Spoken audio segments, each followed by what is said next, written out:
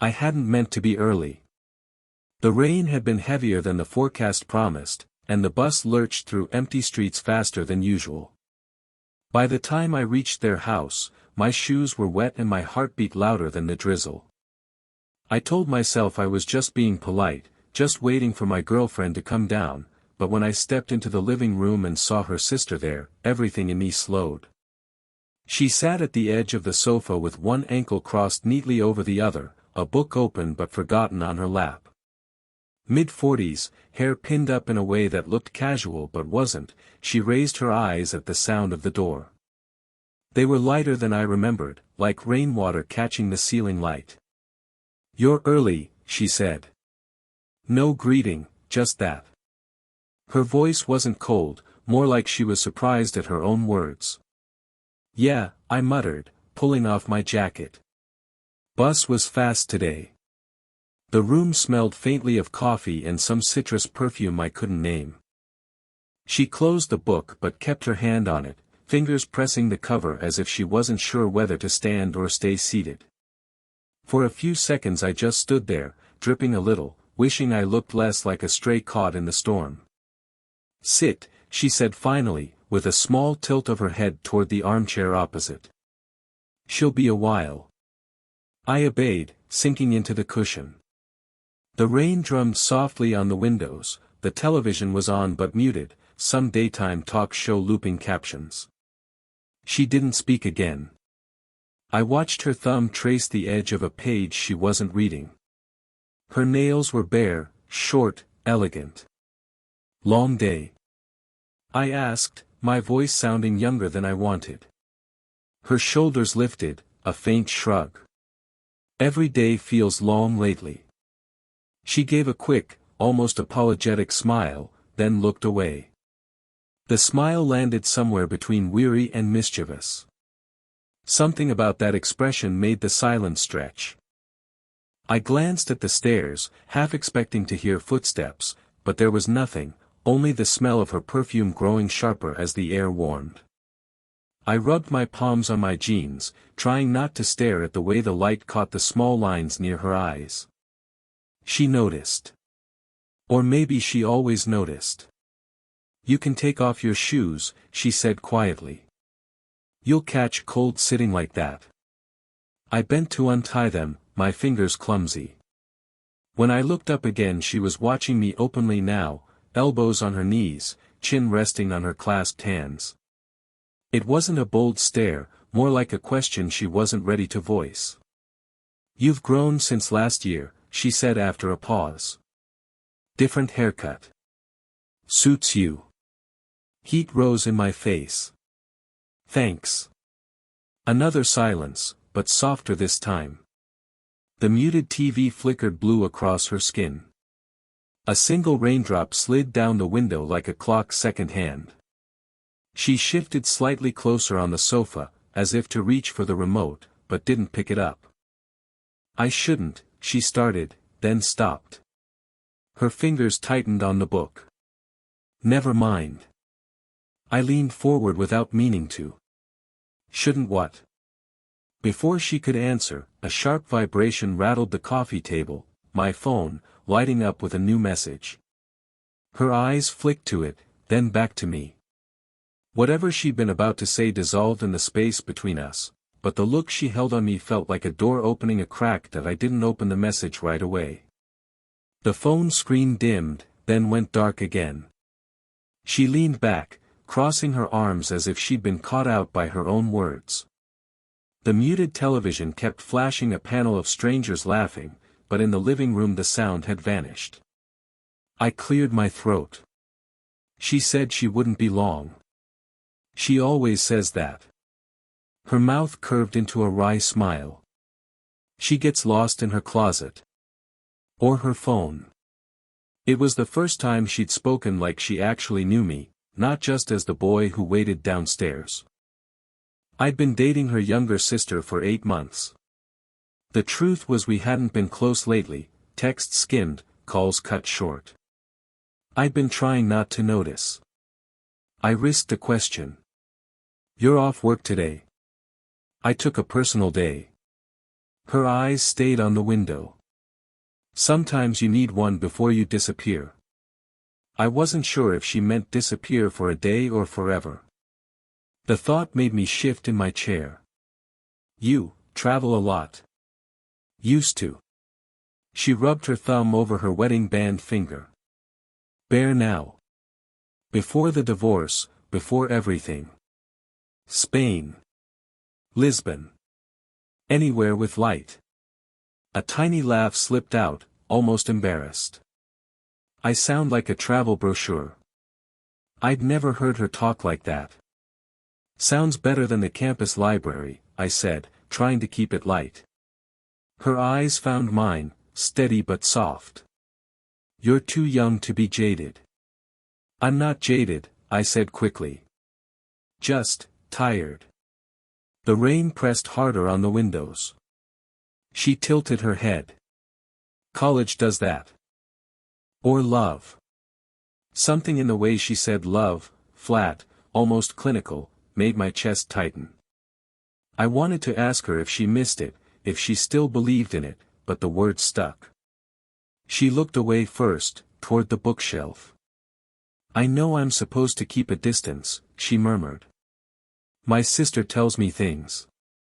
About you. I felt heat rise behind my ears. Good things. Mostly, she said. But sometimes she makes you sound far away. We both went silent. It was a different kind of silence now, thick with things unsaid. I thought of how often I'd pictured a future with her sister and how hazy it had started to look lately. And here was this woman, her sister, so clearly alive under the surface, yet holding herself in check. She set the book on the coffee table and reached for her mug, forgetting it was empty. Our hands brushed when I tried to push it toward her. Neither of us pulled back right away. She drew a breath, eyes flicking to the stairs. She's still upstairs. I nodded. My fingers stayed against hers a second longer than polite. Her lips parted like she might say something, but instead she exhaled, slow and uneven. For a heartbeat the house felt smaller, the rain louder, and the space between us charged. No longer just the space between a girlfriend's sister and a boy waiting, the air between us felt like static, the kind you get before a thunderstorm. Her hand was still close to mine when a creak from the stairs made us both jump. She pulled back fast, fingers curling into her palm. I snatched up my phone like it had been what held my attention all along. Footsteps, then silence. No one appeared. She stood, smoothing her skirt, but her voice betrayed a tremor. She'll be down any second. I nodded, though I didn't move. Yeah. Any second. Another step on the stairs, this time heavier. A male voice floated down the hallway. Elaine. You home? My stomach dropped. I'd only heard about her ex-husband in fragments, but never from her directly. She closed her eyes for a beat, then called out, calm and clipped, I'm busy, Mark. Come back later. The voice hesitated. Just wanted to drop off the paperwork. The front door opened, then shut again. We both stayed frozen, listening to the car engine start and fade. She exhaled through her nose, hands gripping the back of the sofa now. I told him to leave it in the mailbox, she muttered, almost to herself. I found myself saying quietly, you don't have to explain. Her eyes flicked to mine, startled, a little grateful, but then she caught herself. I do. You're dating my sister. I know, I said. My voice came out lower than I expected. For a heartbeat neither of us looked away. The rain was easing now, leaving the windows streaked like tears. She stepped around the coffee table, heading toward the kitchen, but halfway she stopped, braced a hand against the doorway as if she'd forgotten what she was going for. I should make tea, she said. I'm fine, I murmured. You're not, she said, softer. Then, after a pause, neither am I. I stood before I knew it. Elaine, don't. She turned, eyes bright but steady. This is already, she didn't finish the sentence. I'm not trying to, my words tangled. The sound of a door upstairs interrupted me. A muffled voice, her sister calling my name, half singing, unaware. We both stepped back like we'd been caught stealing. Elaine brushed past me, reaching for the empty mug again even though she'd already put it down. Her shoulder grazed my arm, a small electric shock. Go wait in the hall, she whispered, though her lips didn't quite form a smile. I didn't move. Elaine, she looked at me then, finally, like she might say everything she'd been holding back. Instead she only whispered, please. Upstairs, her sister's footsteps grew louder, coming down. Down here, Elaine's fingers touched my wrist, just once, light as breath, then disappeared as she stepped away.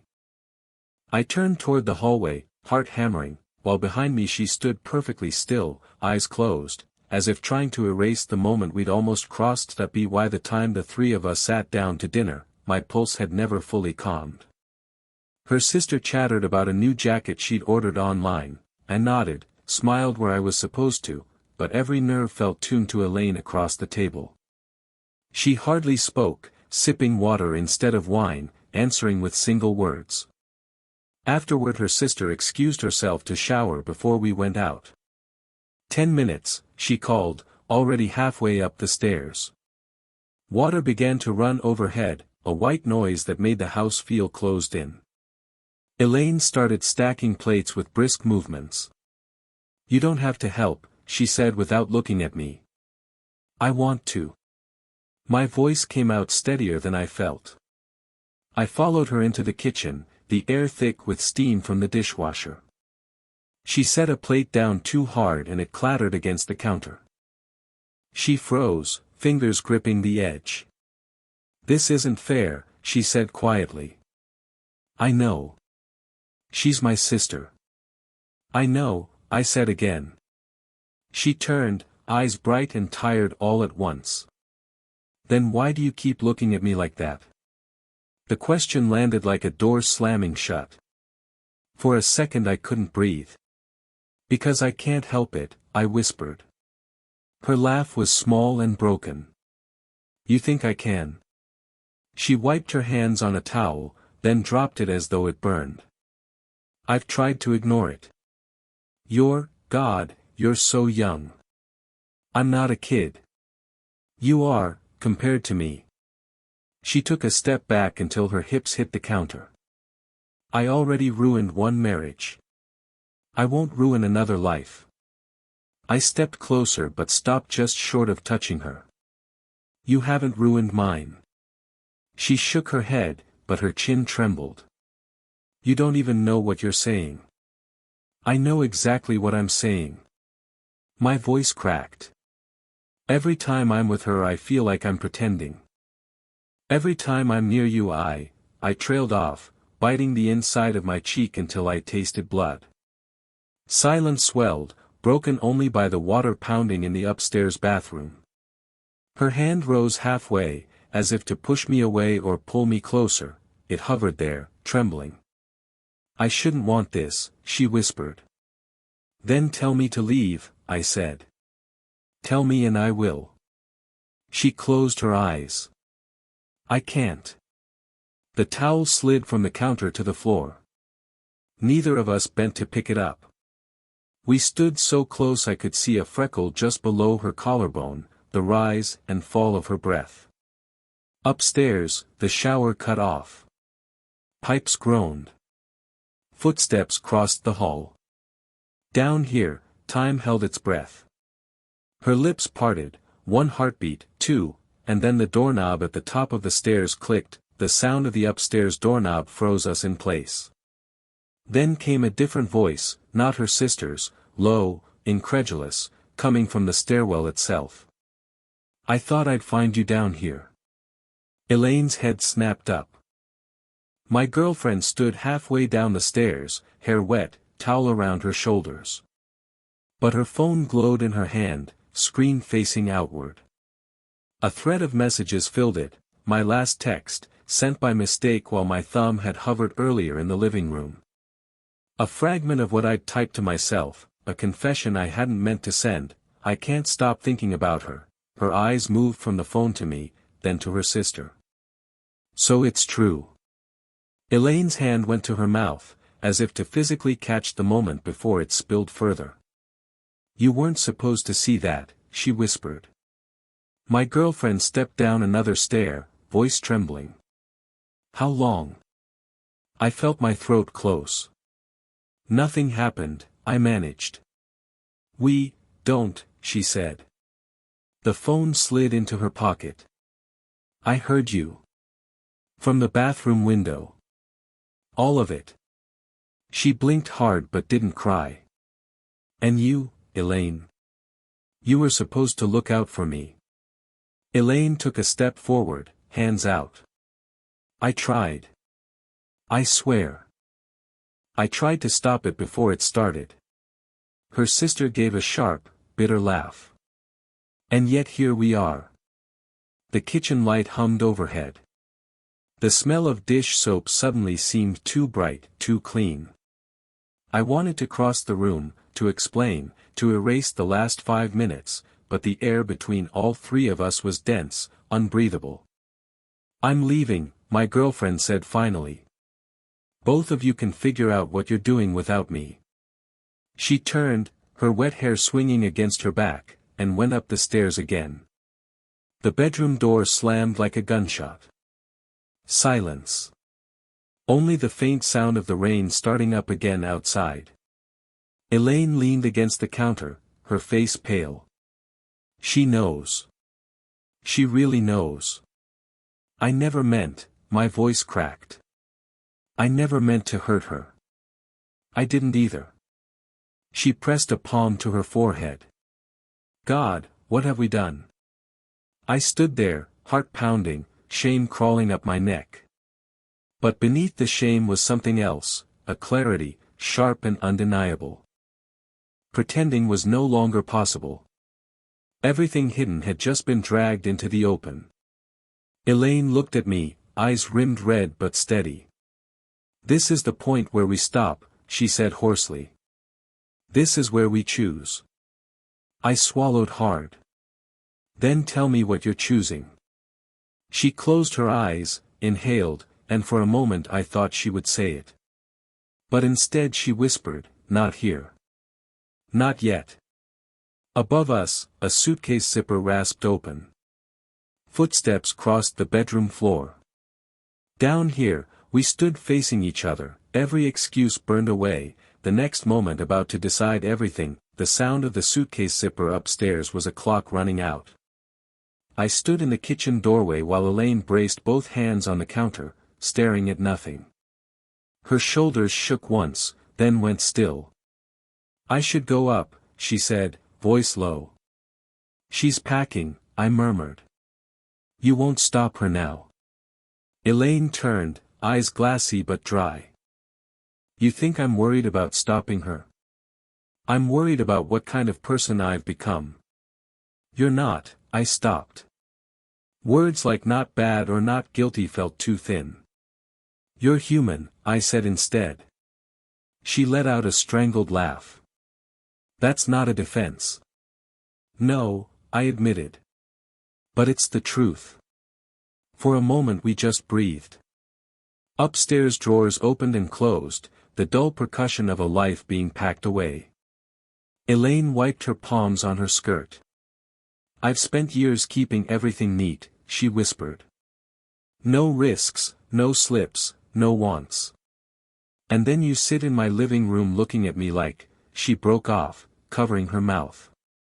I stepped closer, not touching her yet. I wasn't looking at you like a mistake. Then what? Her voice cracked. Tell me. Because I need to hear something real before this blows everything apart.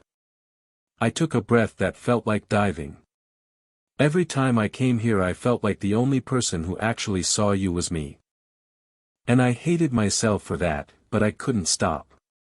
She closed her eyes. Say it again. I see you, I said softly. Even when I shouldn't. Her hands dropped from her face.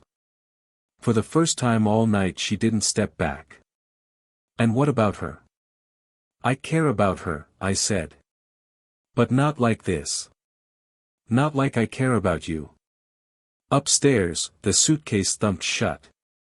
Elaine's gaze darted to the ceiling, then back to me. If we do this, she whispered, it won't be a secret. It won't be clean. It will cost something. I know, I said. My voice was steady now. I'm still here. She took one slow step forward until we were almost touching.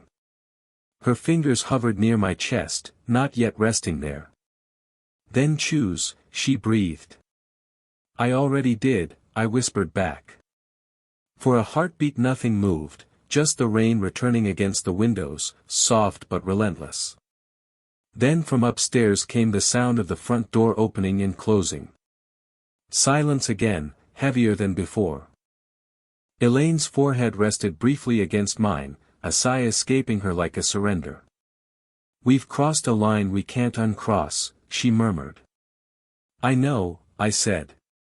But maybe we finally stopped lying. She didn't answer. Her fingers found mine, laced them once, then let go. The kitchen felt bigger and smaller all at once, full of endings and beginnings neither of us could name yet. Morning crept in gray and uninvited. The rain had stopped sometime in the night, leaving the street outside slick and silent. I sat on the front steps with my jacket zipped up, phone in my pocket, watching my breath drift like smoke. Elaine came out quietly, closing the door with care as though any noise might shatter what little was left between us. She's gone? I asked. Elaine nodded, arms wrapped around herself. She left a note. Just says she needs space. No address, no time frame. I stared at the wet pavement. I'm sorry. I'm not sure sorry covers it. Her voice was soft but not sharp. But thank you for saying it. We sat side by side, not touching, the cold wood under us grounding. For the first time since the night before, she looked almost like herself again, hair loose, face bare, a little older, a little lighter. What happens now? I asked finally. I don't know. She hugged her knees. For years I thought if I stayed careful enough, nothing would break. But things break anyway. Sometimes they break to make room. I turned the words over in my head. Do you regret it? Her eyes found mine. Regret isn't the right word. It feels complicated. But I don't regret being honest. The quiet stretched. Cars hissed past on the main road. A bird landed on the mailbox, shook off water, and flew away. I'm leaving town for a while, she said. Not to run, to think. To fix what I can. To stop pretending. She paused. You should do the same. Finish school. Live something that isn't just me. I wanted to argue, but the truth of it settled somewhere deep. And after? Her smile was small, sad, but not hopeless. After, maybe we talk again. Maybe we don't. But at least it won't be in shadows. She reached out then, only once, and pressed her palm to my cheek, not a kiss, not a promise, just a touch that held all the nights and silences between us. I closed my eyes, memorizing the warmth. When she stood, I didn't follow. She walked down the path, coat collar high, and turned the corner without looking back. The street swallowed her, leaving only the smell of rain and the echo of her footsteps. I sat there until the sky lightened, the house behind me quiet, the future unshaped but not as frightening as it had been. For the first time, I let myself breathe without pretending. Did you enjoy the story? What kind of stories would you like to hear next?